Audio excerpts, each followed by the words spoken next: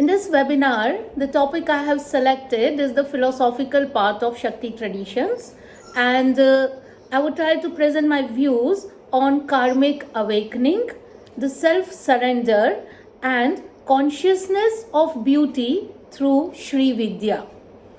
Well, we all know that the Shakti tradition goes in two ways. One is the tantric way and one is the behavioral way, the practicing way. And when we talk of practicing way, it deals with the saundarya.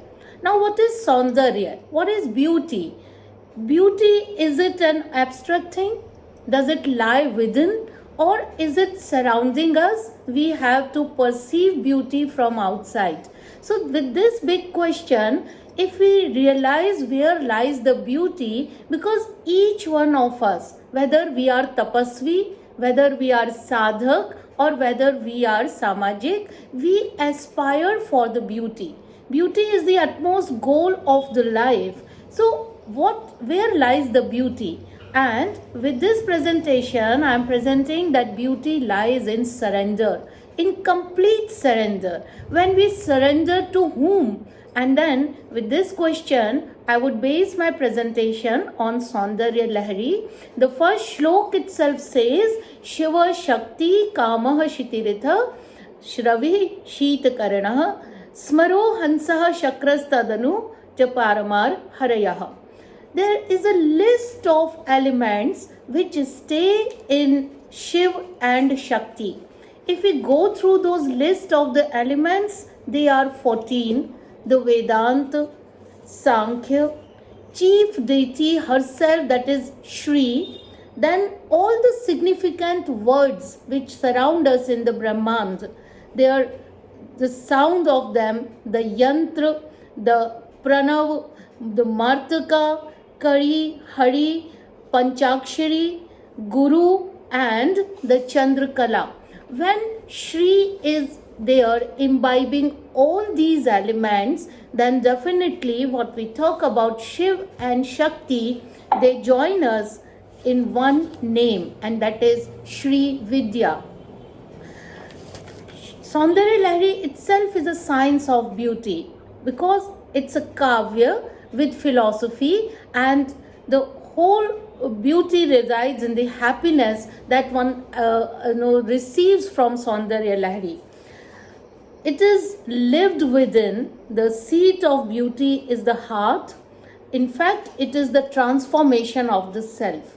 It transforms a person, it transforms the psyche, it transforms the somatic conditions, and therefore it transforms the surrounding atmosphere also. It transforms from one happy person to another person and thus it spreads happiness.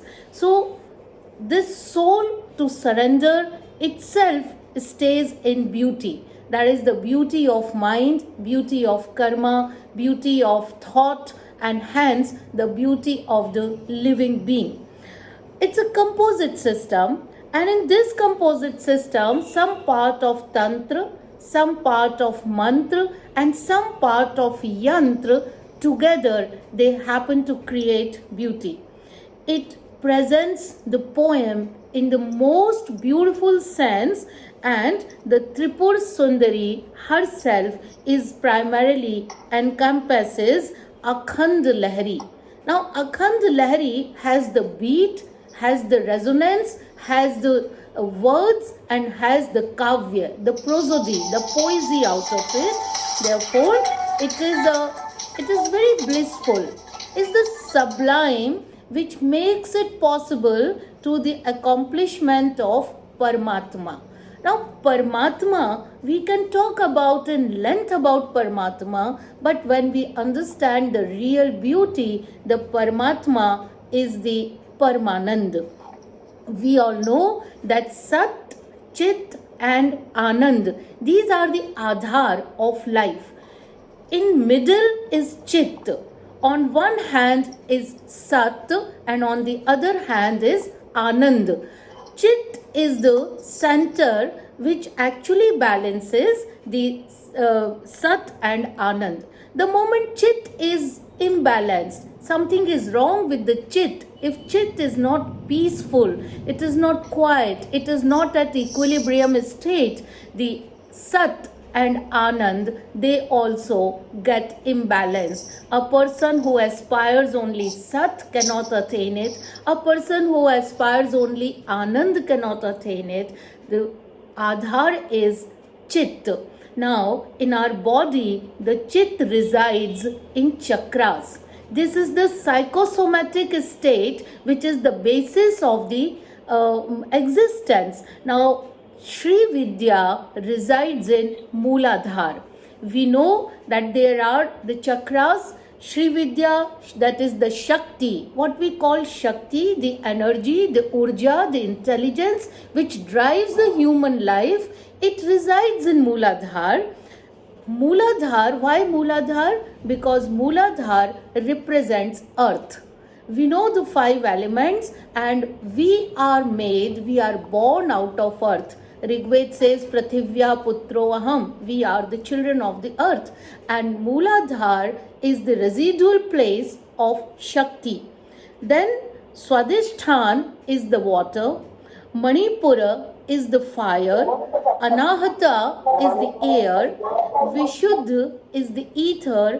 And Ajna is the mind. This is how the mind travels. We grow with energy. And the Shakti which is there at Mooladhar, it takes us to the mind. So it's a journey, a transformational journey through Shakti. And Shakti is Shri, is Vidya herself. The aesthetic sense that creates the world of service, that is, it is ultimately a realization of self. This realization means free from anxieties, free from stress, free from all sorts of worries. It's very easy to talk like that. It's something as if we are reading Gita and then we say, okay, get yourself detached and then you will be happy. But a person who is standing in the middle of conflicts, the conflict starts with the Indriya itself. Our own sensory organs, they are the Kurukshetra. They are the armies through which we have to fight day in and day out. So if we have to fight with these in the Kurukshetra, if we have to win over the Indriya, the winning or this victory will happen only with the beauty or the realization of the real Shakti. And this real Shakti, whom do we surrender to? From where would it come? If we detach ourselves from all the materialistic existences, whom we surrender to? So, we surrender to Vidya, we surrender to Sri Vidya. The question is why? Why we should pick only Sri Vidya and surrender to her? It's a beautiful shloka which says, Manastvam Vyomatam Marudasi Marut Sarathirasi. I'm not going into Sanskrit detail, but I'll narrate what is there which resides in Sri Vidya. It's an abstraction. We are talking of aesthetics. We are talking of beauty. We are talking of saundarya. And saundarya is there in each and every element. So what does it contain? It contains all the tattva, all the elements, that is Manas, Akash, Vayu, Tej, Aap and Prithvi. It also encompasses all the lokas, Satyalok, Tapaslok, Jnanlok, Maharlok, Suvarlok, Bhuvarlok and Bhulok. Then it all sorts of devas are encompassed. Parashakti, Shiva, Sadashiv, Maheshwara, Rudra, Vishnu, Brahma. Then it comes to all chakras, that is Sarasara, Ajna, Vishuddhi, Anahata, Swadhishthan, Manipur and Mooladhar. In one Bindu, if we have seen the Shri Yantra, the Shri Yantra starts with a Bindu. Bindu is right at the center. That Bindu is the concentration, that is the magnetic power, that is the whole sorts of Gurutva Karshan which drives us towards it. We have created the chakras and triangles and geometric these dimensions around us, and then we get entangled forgetting the ways to reach to that bindu, but that bindu holds all these jagat, all these elements, all these energies into it. And this is how, once we know how to reach to that bindu, that is the beauty, and that can happen only with the karmic surrender. We are not saying worldly surrender, we are not saying artificial surrender, we are talking of the karmic. Now karma is not only what we do with karmendri, like haath, pair, aankh. It's not like that. Karma is up to thought, up to mind. When we regulate the minds and thoughts up to that level, that is why we have to surrender, because we say, you are the mind, you are the earth, you are fire, water, ether, you manifest everything, this whole universe, and nothing exists other than you. It is the transform yourself into the universe, that we are the form of the same consciousness that you have. So it's becoming one with that conscience, with that chit, and that is how this chit becomes the adhar, the center. The chit, when chit is regulated, it is trained, then only the sat and anand would be attained. We cannot go from one side to attain it. Uttarakal doctrine says that Parashakti is the Pradhan Shakti as a creator of this whole world, and Devi is that Pradhan Shakti which has created, because we know Shiv also without Shakti remains a Shav. So that Iv is the resonating energy in this whole universe. Surrender, we don't have to try for it. We don't have to exert for surrender. It just happens. Surrender happens when we trust fully to the other being who is the part of my conscience, where I am rest assured that I would receive bliss of my life. And that surrender is so beautiful, because the journey may be a perambulation, and it would be a perambulation around Sri Vidya, because I lie within you and you are there to transform me. Well, this tradition, this particular theoretical part, of course we can go on and on and on, but how does it relate to the human life? So we have seen that in human life, since old days, the king is responsible to spread that beauty into the society. So Chanakya also says that a king doesn't have to simply protect the jewels and the wealth of this nation, but the king has to project that, show that, the Vaibhav. Today also we see the Republic Day parade. It is the Vaibhav. It is the duty of the Rashtradyaksh, the ruler, the head, whom we look as the father. He spreads the beauty. The beauty is that trust, that particular belief in the system, that when it is projected, it is all Jyotirmay. We have seen that in southern part of India, there is, in Tamil, there is Tirukalayalaya Naunata. It is a tradition where the king comes out. It is the procession of Lord Kailash, full of jewels, full of all those ornaments, and normally we don't see Kailash in that. And we are not talking Shiv or Maheshwara. We are talking of Kailash, which otherwise we take as Nirgun, Nirakar. Here, the procession of Kailash goes, Lord Kailash, which shows the nature of woman's beauty. So that Ardhanarishwar with Kailash is very amusing. The other tradition again in the south is about the Virmalochanuta. Now here they show through arts and jewels and all sorts of ornaments the three Devis, Saraswati, Lakshmi and Durga. They lead the procession. Now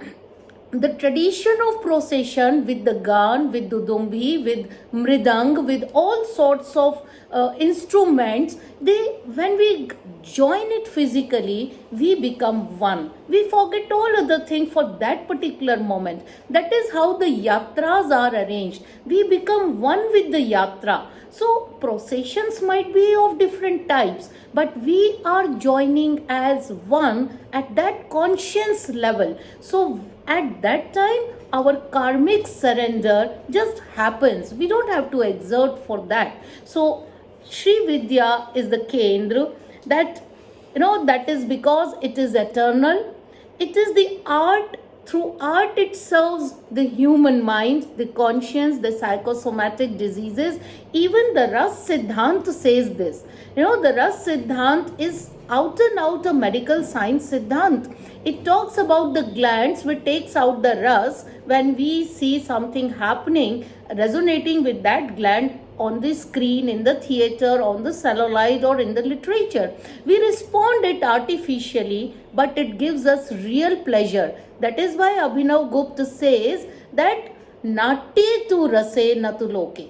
The ras lies in natya, not in the world. We have to generate ras, and that ras will lead us to apara. That is how the char becomes akshar. That is how the para becomes apara. That is aharnish. That is without any sense of destruction, which is permanent. So for permanent beauty, I would like now to end with the shloka, which is so beautiful in Saundarya Lahari, because it compounds all the 8 rasas into it. Shive Shrangarard Tadin Rajane Kutsan Para Sarosha Gangayam Girish Charite Vismayavati Harahibhyo Bhita Sarasi Ruh Saubhagya Jayani Sakhishu Ismera Te Mai Janani Drishti Sakaruna. All the 8 rasas are encompassed in this one drishti of Uma to Shiva. And they say, "O mother, your look is so soft with love, with shringar to Shiva, but you are scornful, Rodra, towards other folks who are disturbing you. You are spiteful to Ganga, because Ganga sits on Shiva's head, but you have Vismay to Giri, where Shiva resides. And then you are dreaded with the snakes. So Bhay, you are dreaded. And Saubhagya Jayani, you have that smith, that Karuna also you have, and you are also compassionate like a mother, so Vatsalya." So with the karmic awareness,